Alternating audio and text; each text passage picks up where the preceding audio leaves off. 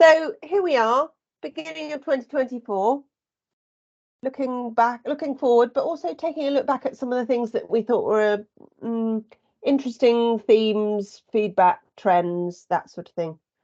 And I think we thought we'd talk about candidate experience as a way to Yeah, I kick was going to things say it off. was a mixed bag, but I don't think it was. Most of the people I was speaking to, family and friends actually, and people in our talent pool who were looking generally felt that it was a pretty poor experience in terms of candidate 360. So from the minute they applied to something, and either not hearing back on their application at all, or if they did, then it was weeks later, or actually going through interview processes, not just one, but several, and hearing very little between, and kind of candidate management, if you like. So ensuring they had everything they needed for processes, understood who they were meeting, what the expectations were in terms of a presentation or something, through to what the feedback looked like at the end, and if they didn't get the job, when they then heard. And it doesn't seem to be that it's been aligned to the size of a business or how big a business is in terms of the big high street brands dealing with huge volumes of applications. It seems to be across the board, some of the rather smaller employers. That's the interesting part, because you and I know, having done some research and conversations with our network, that most people, if they've used AI at all, for example, have used it where talent talent acquisition and recruitment is concerned. So you'd think if those were bigger businesses, certainly, that they'd have at least a generated thanks, but we've had a big application, we'll come back to you, big application process, we'll come back to you, or thanks, but actually you haven't got the right experience, even at that first level. But people haven't heard back on that respect. And then the smaller businesses, as you and I know, normally have some sort of TA person running their offering, or they have a recruitment firm. But we also know from our own experience that sometimes that also has hold up in terms of being able to get feedback. But I feel like even those businesses who've made a bold move and invested in their sort of new AI platforms or tools to streamline their talent acquisition processes, you'd think that they would therefore save the human time for further into the interview process, so that HR business partner or recruitment manager X can get more heavily involved in the interview process and get all the good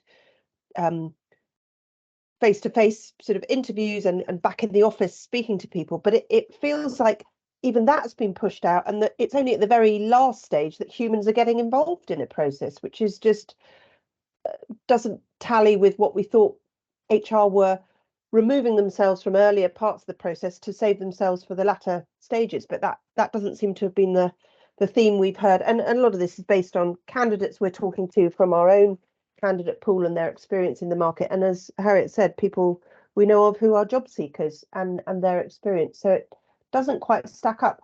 I think the other thing that's come out is that just the caliber of interviewers isn't as they're not as well versed, and and they don't, and an interview, as we both know from years of experience of being on both sides, is only as good as the interviewer, because you might have super answers to things, but actually if there's not a way of trying to get them into the conversation, then sometimes those go missed.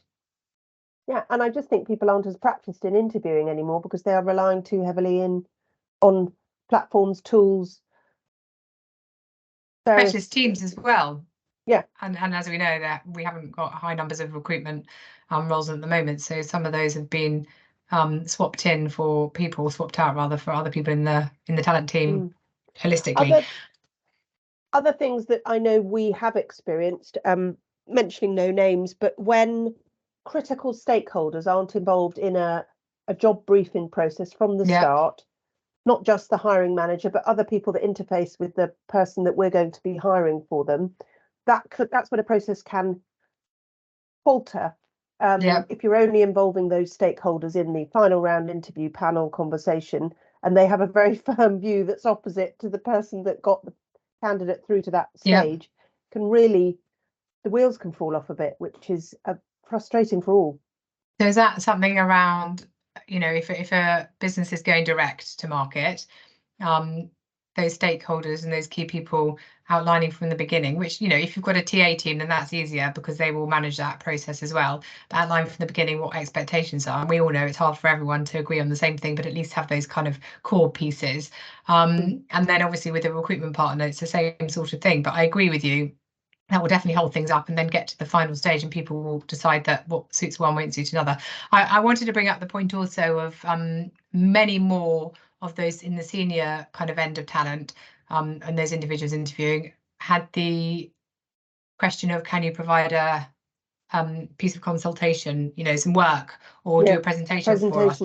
Yeah, and that seemed more rife than normal. And also by the sounds of it, from what I read on LinkedIn and obviously people we've been talking to, it almost seemed like it was a bit of a let's just see what other people can give us in terms of knowledge. Yeah, free very few of the people we spoke to actually got a role from that, but were asked to hand over slide decks or give them before they went in for meetings. We did hear of a few people who had probably got quite frustrated with their intellectual property being used by potential employer A, B, and C, and were even charging or invoicing for their time having completed, which I think is probably a quite extreme example of how to play things. But yeah, and people signing NDAs so that their information can't be used sort of beyond the immediate group that it was shared with. But yeah, there's been some interesting tactics in 2023. I don't know if that's just the sign of a challenging market from both sides, finding the best talent and the best talent sort of coming through. But it was a very interesting period of time. I think it's the resource or the lack of resource in teams, whether it's a talent HR team or a smaller hiring, you know, a business that's hiring with their senior leaders or whatever at the helm, that therefore filling in all the dots and everything else when in the recruitment process gets a little bit left behind. So that's one thing. Then volume, pure volume. You and I, when we advertised a few roles and went to market, we had literally thousands. We had about 3,000 views for one of our roles, and I think there were 400 applications. Well, I haven't heard or seen that type of volume for years, literally years since we were last in a recession. It was multiples of applications and views versus what it was maybe just 12 months previously. So therefore, and you and I know managed to get back to everyone, but therefore the volume is very difficult to manage, even for you know, direct applicants going straight into the business. And maybe that could have had an impact. I don't know. Also, advertising without a salary is always a difficult one because you're kind of opening it up to a breadth, and although people read the job description, it doesn't always give you an idea of what the salary could be. So that also means that the volume potentially could be higher because you know, no one has to steer on what that looks like. But we know, and it's always been one of our sort of principles, we will go back to everyone, even if it's the shortest 2 or 3 line message to someone. It's an effort, but it's absolutely what we do, and we know that many people just have that auto response of if you don't hear from us, which I can't abide. We also know that I wanted to read a Glassdoor quote that I found, but we also know that you know, from ourselves and from anyone in the talent space will understand, and even those outside talent will understand, it's everything from employer branding to respect for the individual coming in for interview or sending their CV and all the time taken to do that, and everything else. But actually, we also know the negative connotations of giving someone a really poor experience. But someone had written on Glassdoor, when companies leave candidates in the dark, they risk both blemishing their employer brand and losing out on top talent, which is absolutely true. When it comes to the interview process, it's best to be transparent. Let the candidate know if you don't plan to move on with them. And that's my biggest takeaway from last year. I had so many conversations with people who felt just very lack of respect was shown for them as an individual, emotionally investing their time, and often with presentations there a lot of resource and due diligence to then, you know, everyone uses this word ghosted. It's new to me, but you know, to not hear back and to not have any closure on something they've invested their time and energies into. And I think that the ghosting phrase has come up quite a bit, but I think some recruiters or in-house recruiters or recruitment consultants seem to be sort of nervous of giving honest feedback to candidates when that's all the candidate wants. They can process being rejected for a reason that they believe to be the truth, much more than anyone can tolerate being just forgotten about. That's that's horrible, and it's terrible. It's devastating for someone's well-being to think, well, I put all that effort in. The other thing that I think we came across a couple of times was the turnaround time that's expected for people to be able to deliver a piece of work. Presentation. Yeah. Someone who's in a job probably has other commitments outside their work life, and they're given a title on a Monday lunchtime to deliver at a presentation on Wednesday afternoon. That's 2 evenings that someone has outside their work committed time, when they probably have other plans, other commitments, and may not be the optimum time for someone to prepare in the late evening. Agreed. It's that lack of respect thing that started to come through, that, well, if you want a job that badly, you'll just find a way to do it. Well, that's not human, and that's not kind. No.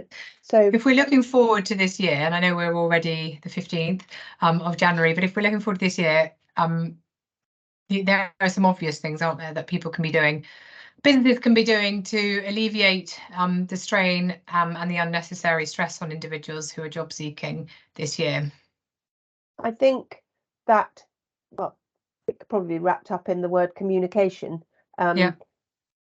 It's seconds of time to craft, put a finer point on it, copy and paste to a group of people who are completely not suitable, but they've taken the time to apply.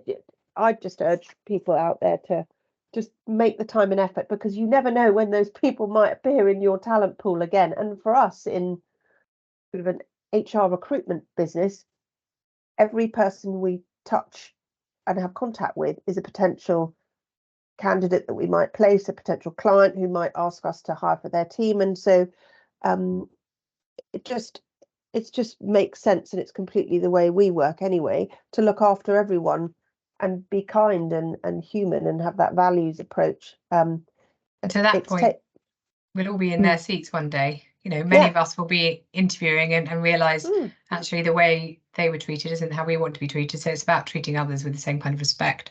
Yeah. Was there, I know we chatted vaguely about this at the end of last year. Was there anything else that we've missed?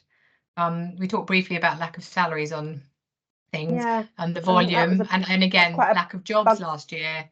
Yeah. So therefore the volume was high in terms of those talent kind of pool, if you like, seeking roles. Communication key is moving forward. I think communication, transparency, whether that's salary transparency or transparency around remit, brief. I